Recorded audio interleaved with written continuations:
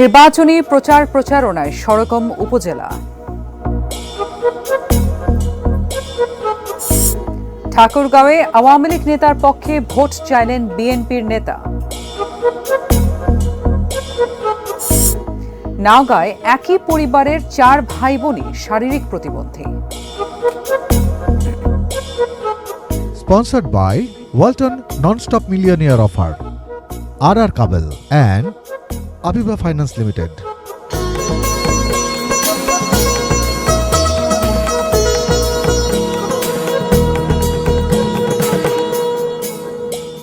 দেখছেন এটি নিউজ। সারা দেশের সর্বশেষ খবরাখবর নিয়ে আমাদের নিয়মিত আয়োজন দেশের খবরের সাথে আছি আমি নেহরিন মোস্তফা। শুনছিলেন শিরোনাম। শুরুতেই উপজেলা নির্বাচনের খবর। উপজেলা নির্বাচনের প্রচারণায় সরগম গ্রামগঞ্জ ও বাজার। মানিকগঞ্জের ঘিওর উপজেলায় জনগণের কাছে যাওয়ার চেয়ে শোডাউনকে গুরুত্ব দিচ্ছেন প্রার্থীরা। ভোটের মূল লক্ষ্য যে জনগণ, তাদের কাছে কতটা পৌঁছালো উপজেলা নির্বাচনের উত্তাপ। মানিকগঞ্জ প্রতিনিধি আবুল কালাম আজাদকে সঙ্গে নিয়ে বিস্তারিত জানাচ্ছেন ফেরদৌস রহমান। ঢাকার পাশের জেলা মানিকগঞ্জের ঘিওর উপজেলার প্রধান বাজারের ব্যাপ্তিটা খুব বেশি নয়, তবে এখানে মিনিট দশেক দাঁড়ালেই কম করে হলেও 5 জন প্রার্থীর মাইকিং বা মোটর বাইকে নির্বাচনী শোডাউন চোখে পড়বে। অলিগলি ছেয়ে গেছে পোস্টারে। উপজেলা নির্বাচনে ঘিওরে মোট প্রার্থী 20 জন, এর মধ্যে 9 জনই চেয়ারম্যান পদের জন্য লড়ছেন। প্রচার বেশি হওয়ার কারণেও প্রার্থীর আধিক্য। তবে লক্ষ্য যে ভোটার, তাদের মধ্যে ভোট নিয়ে উত্তাপ বা আলোচনা কম, কেননা যারা প্রার্থী হয়েছেন সবাই ঘুরে ফিরে একই রাজনৈতিক আদর্শের। আমার এই দোকানেও তো প্রতিদিন 200 কাস্টমার আসে। একেবারে আজকে সারা দিনও একটা লোক ইলেকশনের কথা মুখ দিয়ে বের করে নাই। দেখা গেল সন্ধ্যার সময় একটু রেস্টুরেন্টে বসলাম, চা খেলাম, ওই সময় একটু আলোচনা হয়। হ্যাঁ, তারপরে ধরুন সকালবেলা যে ভারিলাম আমি, আমার পেটে ধান্দা, ওই ধান্দা যদি আমি করতে আমার পেটে ধান্দা চলতেছে না। অবশ্য গ্রামের ভোটারদের থেকে শহর বা বাজার এলাকার ভোটারদের আগ্রহ কিছুটা বেশি। প্রাকৃতিক দুর্যোগ যদি না হয় তাহলে অবশ্যই ভোট কেন্দ্রে অনেকেই যাবে। সবারই ভোট কাস্ট করার মতো, মানে ভোটার কেন্দ্রে আনার মতো অ্যাবিলিটি আছে। উপজেলার 7টি ইউনিয়নের প্রতিটি থেকেই কমপক্ষে একজন চেয়ারম্যান প্রার্থী হয়েছেন। বেশিরভাগের লক্ষ্য তাই নিজ এলাকার ভোট ব্যাংক ধরে রাখা। রাত্রেও গিয়ে ওরে, দিনেও গিয়ে ওরে, সার্বক্ষণিক গিয়ে ওরে। আমি চাকরির জন্য চেষ্টাও করি নাই, বিদেশের জন্য চেষ্টা করি নাই, করি নাই। ব্যবসা বাণিজ্য করি আর এই রাজনীতি। আমার অফিসে কোনো পারমিশন লাগবে না, কারোর দারোয়ান পেরোর প্রয়োজন হবে না। আমার অফিসে আলটিমেটলি মান্নার নামে ঢুকে পড়তে পারবে। অতীতে 52 বছর উপজেলা চেয়ারম্যান যাহা করতে পারে নাই, তার নদীর সৃষ্টি করাটাই হলো আমার দায়িত্ব। নারী সংরক্ষিত আসনের প্রার্থীরাও পিছিয়ে নেই প্রচারে। নানা প্রতিশ্রুতি দিচ্ছেন তারাও। নারীদের পাশে আমি সবসময় দাঁড়াবো, কারণ হচ্ছে আমি একটা নারী, তাদের দুঃখে সুখে সবসময় আমি আমার সর্বোচ্চ একটা ভাইস চেয়ারম্যানের হাতে যতটুকু কাজ থাকে সেক্ষেত্রে আমি প্রয়োগ করার চেষ্টা করি। প্রার্থী অনেক বেশি, তাই প্রচারণা তঙ্গে। তবে প্রথম ধাপের উপজেলা নির্বাচনের যে অভিজ্ঞতা, তাতে ভোটারদের ভোট কেন্দ্রে নিয়ে যাওয়াই বড় চ্যালেঞ্জ। সেই চ্যালেঞ্জকে সামনে রেখেই ঘিওরের প্রার্থীরাও দাঁড়ে দাঁড়ে ঘুরছেন ভোটারদেরকে ভোটের দিনে উপস্থিত করতে। Ferdous Rahman, ATN news, Ghior, Manikganj. এবার 12 ভূঁইয়ার অন্যতম ঈশা খাঁ রাজধানী খ্যাত নারায়ণগঞ্জের সোনারগাঁও উপজেলা নির্বাচনের সমীকরণ কি হতে পারে তা জানার চেষ্টা করছেন সহকর্মী মনিরুল ইসলাম মিন্টু। 12 ভূঁইয়ার অন্যতম ঈশা খাঁ রাজধানী খ্যাত এই সোনারগাঁয়ে প্রচারণার মাত্র মাঝে একদিন বাকি আছে, ফলে প্রার্থীরা দারুণভাবে ব্যস্ত সময় পার করছেন এবং এখানে প্রার্থীদের জয় পরাজয়ের ক্ষেত্রে নানা রকম সমীকরণ রয়েছে। এখানে পর্যটন এলাকা হিসেবে যেমন বাইরে মানুষ আসে, কিন্তু সেক্ষেত্রে কিন্তু পর্যটনের জন্য যে সুযোগ সুবিধা সেগুলো কিন্তু খুব বেশি নেই। বিশেষ করে সড়কগুলো অনেকটা অপ্রশস্ত এবং যানজট রয়েছে এবং অটোরিকশার যে দৌরাত্ম্য রয়েছে। তবে তার চেয়ে বড় কথা যে এখানে প্রার্থী যারা রয়েছেন তারা কিন্তু সবাই আওয়ামী লীগের চেয়ারম্যান পদে 4 জন লড়ছেন। তবে তাদের মধ্যে মূলত বলা যায় যে মাহফুজুর রহমান কালাম এবং বাবুল হোসেন ওরফে বাবু ওমর, এই দুজনের মধ্যে চেয়ারম্যান পদে লড়াই হবে। স্থানীয় যে এমপি তিনি সমর্থন দিচ্ছেন বাবুল হোসেন ওরফে বাবু ওমরকে। অন্যদিকে মাহফুজুর রহমান কালাম তিনিও কিন্তু এখানকার আওয়ামী লীগের বড় একটি সমর্থন নিয়ে রয়েছেন। তবে তার চেয়ে বড় কথা, এখানে শিল্প কলকারখানা অধ্যুষিত এলাকা এবং এখানে অনেক শ্রমিক ভোটার রয়েছে। এখানে 3,50,000-এরও বেশি ভোটার, এখানে বড় একটা অংশ শ্রমিক ভোটার। সেই শ্রমিক ভোটারদেরকে কারা বেশি টানতে পারেন তাদেরই কিন্তু আসলে জয় পাওয়া যায় সেক্ষেত্রে লক্ষ্য করা যাবে। এবং সেক্ষেত্রে যদি ভাইস চেয়ারম্যান পদে 4 জন প্রার্থী লড়ছেন এবং সংরক্ষিত নারী কাউন্সিলর পদে সেখানে 5 জন প্রার্থী লড়ছেন। আমরা একদিকে যেমন ভোটারদেরকে উৎসাহিত করা হচ্ছে ভোট কেন্দ্রে যাওয়ার জন্য, আওয়ামী লীগ নানাভাবে চেষ্টা করছে, অন্যদিকে কিন্তু আমরা লক্ষ্য করেছি সোনারগাঁয়ে বিএনপি তারা কিন্তু লিফলেট বিতরণ করেছে যাতে ভোটাররা ভোট দিতে না যায়। ফলে এরকম রাজনৈতিক পক্ষ বিপক্ষ আছে। তবে এখানে কালো টাকার একটা ছড়াছড়ি রয়েছে, এরকম অভিযোগও কিন্তু কোনো ভোটার করেছেন। অর্থাৎ প্রার্থীরা প্রচুর টাকা ব্যয় করছেন এই নির্বাচনে। তবে শেষ পর্যন্ত যাতে ভোটের দিন নির্বাচনের পরিবেশ সুষ্ঠু থাকে এবং প্রশাসন নির্ভক্ষ ভূমিকা পালন করতে পারে এবং ভোটাররা যাতে নির্বিঘ্নে তাদের পছন্দের ভোটারকে ভোট দিতে পারে, এটি কিন্তু আসলে সর্বশেষ বলতে গেলে ভোটারদের প্রত্যাশা। নির্বাচনী উঠান বৈঠকে প্রকাশ্যে প্রতিদ্বন্দ্বী চেয়ারম্যান প্রার্থীর সমর্থক এক জেলা আওয়ামী লীগ নেতার বংশ উচ্ছেদের হুমকি দিয়েছেন নারায়ণগঞ্জের সোনারগাঁও উপজেলা নির্বাচনের চেয়ারম্যান প্রার্থী বাবুল ওমর বাবু। সম্প্রতি তার এই বক্তব্যের একটি ভিডিও সামাজিক যোগাযোগ মাধ্যমে ছড়িয়ে পড়লে শুরু হয় আলোচনা সমালোচনা। ভিডিও চিত্রটি দেখা যায় সোনারগাঁও উপজেলার জামপুর ইউনিয়নে একটি উঠান বৈঠকে চেয়ারম্যান প্রার্থী বাবুল ওমর বলছেন, নির্বাচিত হলে 2 মাসের মধ্যে জেলা আওয়ামী লীগের সাবেক যুগ্ম সাধারণ সম্পাদক আবু জাফর চৌধুরীর বংশ উচ্ছেদ করবেন তিনি।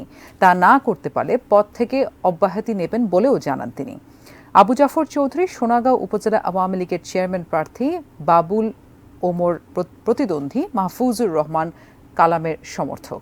চেয়ারম্যান প্রার্থী বাবু ওমরের বক্তব্যটি সামাজিক যোগাযোগ মাধ্যমে ছড়িয়ে পড়ার পর এর প্রতিবেদন, মানববন্ধন ও বিক্ষোভ করেছে স্থানীয় আওয়ামী লীগ নেতাকর্মীরা।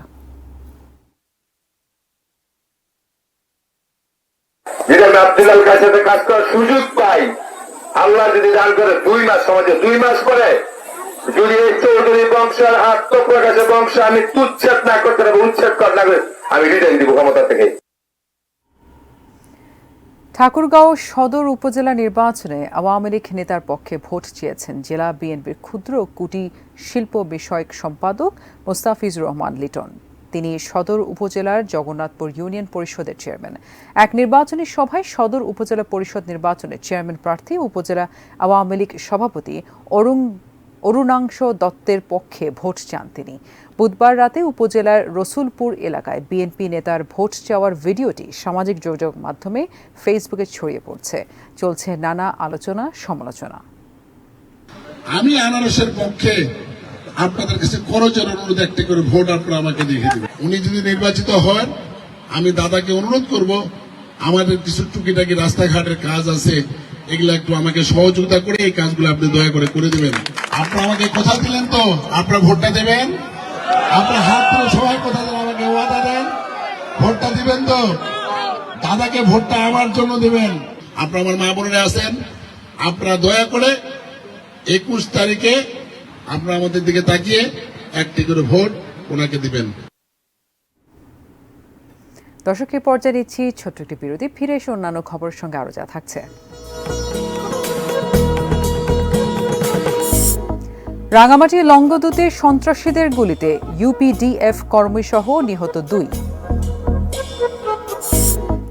ধান কাটাকে কেন্দ্র করে 2 জেলায় সংঘর্ষ, নিহত 1, আহত 20।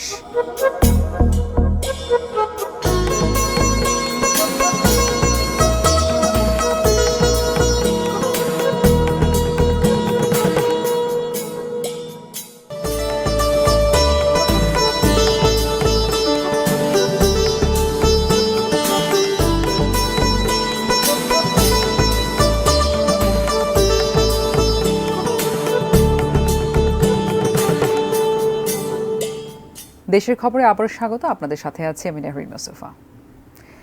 দেশের সর্বোত্তরের জেলা পঞ্চগড়, বোদা ও দেবীগঞ্জ উপজেলায়ও জমজমাট নির্বাচনী প্রচারণা। বোদা উপজেলার নির্বাচনী হালচাল জানতে সাকুয়া বাজার থেকে সরাসরি যুক্ত হচ্ছেন প্রতিনিধি সিদ্ধার্থ কর্মকার। সিদ্ধার্থ, আপনি যে উপজেলাতে এখন উপস্থিত আছেন না, সেখানকার ভোটের পরিস্থিতি আমাদেরকে একটু জানাবেন। ধন্যবাদ মেহরিন। আসলে প্রথম দফায় উপজেলা নির্বাচনে আমরা যেমনটি দেখেছিলাম পঞ্চগড়ে যে জনগণের মধ্যে কিন্তু কিছুটা আগ্রহের যে ভাটা সেটি আমরা লক্ষ্য করলেও এই দ্বিতীয় দফায় নির্বাচনে কিন্তু আমরা দেখতে পেয়েছি যে প্রথম থেকে কিন্তু এ পর্যন্ত এখন কিন্তু প্রচার প্রচারণা প্রায় শেষের দিকে আমরা দেখতে পেয়েছি যে যথেষ্ট কিন্তু উৎসাহ উদ্দীপনার মধ্যে দিয়ে পঞ্চগড়ে এই দুইটি উপজেলা, বিশেষ করে বোদা উপজেলা এবং দেবীগঞ্জ দুইটি উপজেলায় কিন্তু ভোটের যে প্রচার প্রচারণা এমন চালাচ্ছেন প্রতিদ্বন্দ্বী প্রার্থীরা। এবং এই দুটি উপজেলার মধ্যে বোদাতে কিন্তু আমরা যেমনটি জানি যে 7 জন প্রার্থী তারা কিন্তু চেয়ারম্যান পদে প্রতিদ্বন্দ্বিতা করছেন। এখানে বর্তমান উপজেলা চেয়ারম্যান ও উপজেলা আওয়ামী লীগের সাধারণ সম্পাদক ফারুক আলম টবি, উনি কিন্তু ঘোড়া প্রতীকে প্রতিদ্বন্দ্বিতা করছেন। এবং বোদা গার্লস স্কুল অ্যান্ড কলেজের প্রধান শিক্ষক রবিউল আলম সাবুল, তিনি কিন্তু কাপিরিস প্রতীক নিয়ে প্রতিদ্বন্দ্বিতা করছেন। এছাড়াও রয়েছেন সাবেক রেলমন্ত্রীর একান্ত ব্যক্তিগত সহকারী রাশেদ প্রধান, তিনি কিন্তু হেলিকপ্টার প্রতীক নিয়ে, এবং সাকোয়া ইউনিয়ন পরিষদের সাবেক চেয়ারম্যান সায়েদ জাহাঙ্গীর আলম সবুজ, তিনি কিন্তু মোটরসাইকেল প্রতীক নিয়ে প্রতিদ্বন্দ্বিতা করছেন। এছাড়া সমাজসেবক রাজীব কুমার বক্সী, তিনি টেলিফোন মার্কায় ময়দানদিঘি ইউনিয়নের সদস্য অবতিপ্রাপ্ত সভাপতি হাবিব আল আমিন ফেরদৌস, তিনি কিন্তু আনারস প্রতীক নিয়ে প্রতিদ্বন্দ্বিতা করছেন। বিশিষ্ট ব্যবসায়ী মহিউদ্দিন, তিনি দোয়াত কলম নিয়ে প্রতিদ্বন্দ্বিতা করছেন। এছাড়া কিন্তু ভাইস চেয়ারম্যান পদে 5 জন এবং মহিলা ভাইস চেয়ারম্যান পদে 3 জন প্রতিদ্বন্দ্বিতা করছেন। সবকিছু মিলে এখানে কিন্তু আওয়ামী লীগের 4 জন প্রার্থী তারা কিন্তু প্রতিদ্বন্দ্বিতা করছেন, এবং বিএনপি দলীয় একজন প্রার্থী, তিনি সদ্য অব্যাহতিপ্রাপ্ত, তিনি প্রতিদ্বন্দ্বিতা করছেন। সবকিছু মিলে কিন্তু হাড্ডাহাড্ডি লড়াই এখানে কিন্তু একটা প্রত্যাশা করছি আমরা। এবং তাপ প্রবাহের উত্তাপকেও কিন্তু হার মানিয়েছে এখানকার নির্বাচনী যে উত্তাপ সেটি। তো সবকিছু মিলিয়ে এই ছিল আমার কাছে পঞ্চগড় থেকে নির্বাচনের সর্বশেষ তথ্য। আপনাকে ধন্যবাদ। দর্শক, আমরা শুনছিলাম পঞ্চগড়ের খবর। আরও প্রচারণার খবর চলে যাচ্ছি সেই উপজেলাতে। 6ষ্ঠ উপজেলা পরিষদ নির্বাচনের দ্বিতীয় ধাপে আগামী 21শে মে শরীয়তপুর সদর ও জাজিরা উপজেলায় ভোট গ্রহণ চলছে। শেষ সময়ে প্রচারণা। জাজিরা উপজেলা থেকে সেখানকার পরিস্থিতি জানিয়েছেন প্রতিনিধি রকুনুজ্জামান পারভেজ। এই শরীয়তপুরের জাজিরা উপজেলায় মোট 5 জন প্রার্থী রয়েছেন। এর মধ্যে মূল প্রতিদ্বন্দ্বী রয়েছেন 3 জন। প্রত্যেকেই কিন্তু আওয়ামী লীগের দলীয় পদ রয়েছেন এবং আওয়ামী লীগের পদ নিয়ে তারা ভোট চাচ্ছেন এবং ভোট প্রার্থনা করছেন বিভিন্ন বাড়িতে গিয়ে। আমি যদি জানাই যে শরীয়তপুরের জাজিরায় ইতিমধ্যেই কিন্তু একজন প্রার্থী আচরণ বিধি ভঙ্গের একটি অভিযোগ উঠেছে। আমি জানবো যে তার বিপক্ষে যে প্রার্থী রয়েছেন রতন সর্দার, তিনি কি জানাবেন। এই নির্বাচনে নামার পরে আমি প্রথম দিন থেকেই বলেছি, প্রশাসনের সাথে, রিটার্নিং কর্মকর্তাদের সাথে, আমার নির্বাচনী কর্মকর্তাদের সাথে যখনই কথা হয়েছে আমি তাদের বলেছি, আচরণবিধি ভঙ্গ করে কাউকে নির্বাচন করার কোনো সুযোগ দেওয়া যাবে না। নির্বাচন আচরণবিধির মধ্যে থেকে নির্বাচন করতে হবে। আমি আচরণবিধি ভঙ্গ করব না, আমি কাউকে আচরণবিধি ভঙ্গ করার সুযোগও দিব না। আমি এই ব্যাপারে শতভাগ সহনশীল থাকব না। আমি আচরণবিধির মধ্যে থেকেই নির্বাচন করতে চাই। আমি সহকারী রিটার্নিং অফিসারের সাথে অ্যাসিলেন্ট যে জুডিশিয়াল ম্যাজিস্ট্রেট তাদের উপস্থিতিতে, জাজিরা থানা প্রশাসনের উপস্থিতিতে আমি বলেছিলাম যে তাদের এই পোস্টারটার ব্যাপারে আমি লিখিত অভিযোগ দিয়েছি। তাদেরকে আমি বলেছি এই পোস্টারটা নামিয়ে ফেলতে হবে।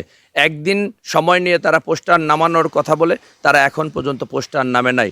আচরণবিধির যে একটা নিয়ম আছে সেটাকে তারা তোয়াক্কা না করেই তারা নির্বাচন পরিচালনা করতেছে। ধন্যবাদ। আসলে তিনি যেমনটা বলেছেন যে আচরণবিধি ভঙ্গের যে লক্ষ্য, অর্থাৎ তিনি কিন্তু প্রশাসনকেও মানছে না, অর্থাৎ তার আবেদন করার পরেও তিনি আচরণবিধি ভঙ্গ করেই যাচ্ছেন এবং এই আচরণবিধি ভঙ্গ যদি হয় তাহলে তিনি নির্বাচন নিয়েও আশঙ্কা রয়েছেন। এ ছিল আমার সর্বশেষ জাজিরা উপজেলা থেকে। দ্বিতীয় ধাপে রাজবাড়ী সদর, গোয়ালন্দ ও বালিয়াকান্দি উপজেলায় ভোট। সুষ্ঠু ভোট নিয়ে শঙ্কা প্রকাশ করেছেন বালিয়াকান্দির এক প্রার্থী। তার অভিযোগ, রেলমন্ত্রী মোহাম্মদ জিল্লুর হাকিমের চাচাতো ভাই এহসানুল হাকিম প্রার্থী, তিনি ভয়ভীতি দেখাচ্ছেন প্রতিদ্বন্দ্বী প্রার্থী আবুল কালাম আজাদের কর্মী সমর্থকদের। রাজবাড়ী থেকে বিস্তারিত জানিয়েছেন লিটন চক্রবর্তী।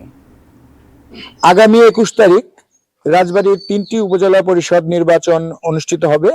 এই 3টি উপজেলা পরিষদের মধ্যে রয়েছে রাজবাড়ী সদর, গোয়ালন্দ ও বালিয়াকান্দি। রাজবাড়ী সদর ও গোয়ালন্দে নির্বাচনী প্রচারণা শুরু থেকে এ পর্যন্ত কোনো সহিংস ঘটনার খবর পাওয়া যায়নি। বালিয়াকান্দিতে একাধিক ঘটনার ঘটেছে। এর মধ্যে 2 চেয়ারম্যান প্রার্থীর সমর্থকদের মধ্যে ঝামেলায় 2 জন এখনো হাসপাতালে ভর্তি রয়েছে। রাজবাড়ীর বালিয়াকান্দিতে কিছু এ ধরনের সহিংস ঘটনা ঘটলেও সদর বালিয়াকান্দিতে এমন কোনো ঘটনা ঘটেনি। তবে 3 উপজেলাতেই আমরা আশা করছি স্বতঃস্ফূর্তভাবে জনগণ ভোট দিবেন। দর্শক, দেশের খবর নিচ্ছি আরো একটি বিরতি, ফিরে এসেছি আর কিছুক্ষণ পর।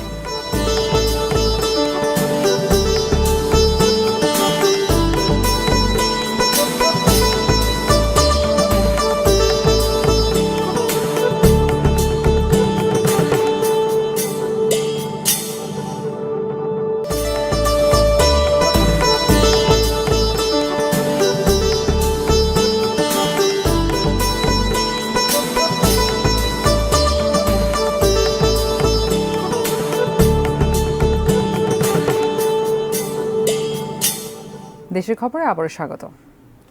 রাঙামাটির লংগদুতে সন্ত্রাসীদের গুলিতে United People's Democratic Front UPDF এর কর্মীসহ 2 জন নিহত হয়েছেন। পুলিশ জানায়, সকালে রাঙামাটির লংগদু ইউনিয়নের মনপতি বাজার এলাকার একটি ঘরে অবস্থান করছিলেন ইউপিডিএফ এর সদস্যরা। এ সময় প্রতিপক্ষের সশস্ত্র সন্ত্রাসীরা বাড়িটি ঘেরাও করে ব্রাশ ফায়ার করে। এতে ইউপিডিএফ কর্মী বিদ্যাধন চাকমা ওরফে তিলক ও গ্রামবাসীর ধনমণি চাকমা ঘটনাস্থলেই মারা যান। ইউপিডিএফ এক বিজ্ঞপ্তিতে হামলার জন্য সমিতিকে দায়ী করে নিন্দা ও প্রতিবাদ জানিয়েছে। নিহত ইউপিডিএফ কর্মী বিদ্যাধনের বাড়ি বরকল উপজেলার সুবংল ইউনিয়নে। সে হাজাছড়া গ্রামের সমমণি চাকমার ছেলে।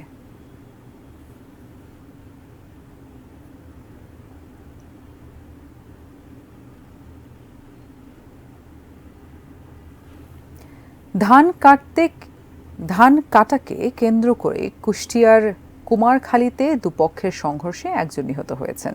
ঝিনাইদহে আহত হয়েছে 20 জন।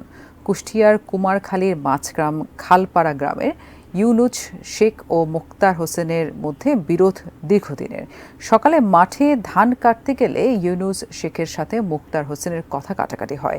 এক পর্যায়ে দুপক্ষের লোকজন দেশোয়া অস্ত্র নিয়ে একে অপরের উপর হামলা চালায়। এ সময় ইউনুস সহ 2 পক্ষের 7 জন আহত হন।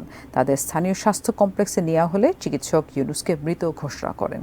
একই দিনে ধান কাটা নিয়ে ঝিনাইদহের হরিণাকুণ্ডুর ভাতুরিয়া গ্রামের মেম্বার কোরবান আলী ও সাবেক মেম্বার মশিউর রহমানের লোকজনের মধ্যে সংঘর্ষ হয়। এতে দুপক্ষের অন্তত 20 জন আহত হয়। তাদের বিভিন্ন হাসপাতালে ভর্তি করা হয়েছে।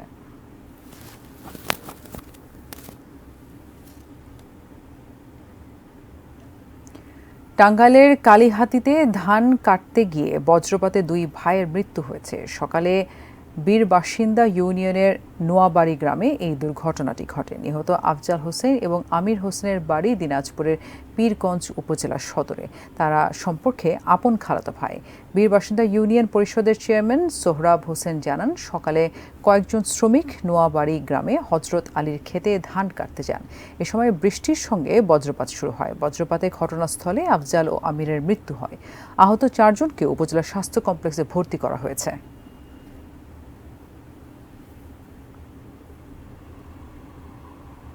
দেশের খবর শেষ করছি অন্যরকম একটি সংবাদে আমন্ত্রণ জানিয়ে। একই পরিবারের 4 ভাই বোনই প্রতিবন্ধী। বয়স যখন 10 তখন থেকেই তাদের হাত পা ছোট ও চিকন হয়ে যায়। শারীরিকভাবেও আর বাড়েননি তারা। শৈশবে যারা ছুটে বেরিয়েছেন গ্রামের পথে প্রান্তরে, এখন তারা স্বাভাবিক চলাফেরাও করতে পারেন না। এমনই অসহায় এক পরিবারের কথা জানিয়েছেন নওগাঁ প্রতিনিধি রায়হান আলম। Test report. হাঁটার শক্তি নেই, দাঁড়াতেও পারেন না, কারো সাহায্য ছাড়া চলাফেরাও করতে পারেন না তারা। বলছি নওগাঁর নিয়ামতপুর উপজেলার শ্রীমন্তপুর ইউনিয়নের হরিপুর গ্রামের শারীরিক প্রতিবন্ধী 4 ভাই বোনের কথা। জন্মের পর 10 বছর বয়স পর্যন্ত সুস্থ ও স্বাভাবিকই ছিলেন আব্দুল হাকিম, ভাই আলমগীর, আব্দুর রহমান ও বোন সালমা। তারপর তাদের বয়স বাড়লেও বাড়েনি আর উচ্চতা। অজানা কারণে হাত পা ছোট, চিকন ও বেঁকে গেছে তাদের। হয়ে পড়েছেন শারীরিক প্রতিবন্ধী। সবার বড় আব্দুল হাকিমের বয়স এখন 33। আর ছোট ভাই রহমানের বয়স 27 বছর। আর্থিক অসচ্ছলতার কারণে সঠিক চিকিৎসাও হয়নি। অসহায়ভাবে দিন কাটছে প্রকৃতির অদ্ভুত খেয়ালিপনার শিকার মানুষগুলোর। হাত বাঁকা, পা বাঁকা, বল পায় না, হাঁটতে পায় না। 10 বছর আগে চলতে পারতাম, হাঁটতে পারতাম, বাড়ি যেতাম। পাশে একটু দাঁড়ান, আমাদের কষ্টগুলো দেখেন, কিভাবে আমরা মানুষ জীবন যাপন করছি, পরিবার 4 জন প্রতিবন্ধী। ছেলে মেয়েদের এমন পরিস্থিতি দেখে মানসিক ভারসাম্য হারিয়ে ফেলছেন মা। নিজের সন্তানের মতোই পরম আদরে তাদের দেখাশোনা করছেন সৎ মা। সবকিছু করতে হয়, কাপড় চোপড় ধুয়ে দিতে হয়, গা মাথা ঘুষে দিতে হয়, খাবার নিয়ে যে তাদের মুখের সামনে দিতে হয়। এদের দেখি দেখাশোনা আর কোনো বাচ্চা কাচ্চা নিয়ে নিকো।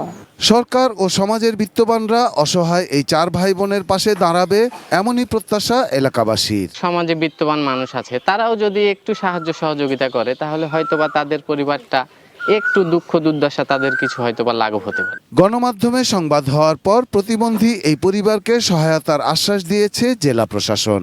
চিকিৎসারও মনে হয় ব্যবস্থা করা দরকার। আমি সেটাও ইউনোকে বলছি যে তুমি তাদের বাসায় গিয়ে কাগজপত্র দেখো যে তারা কি ধরনের চিকিৎসা করছে। যদি ঢাকায় নিয়ে তাদের যদি ভালো চিকিৎসা দেওয়ার মতো অবস্থা থাকে আমরা সেটাও করব। Shahidul Rana, desk report, ATN news. এই ছিল দেশের খবর। সঙ্গে থাকার জন্য ধন্যবাদ।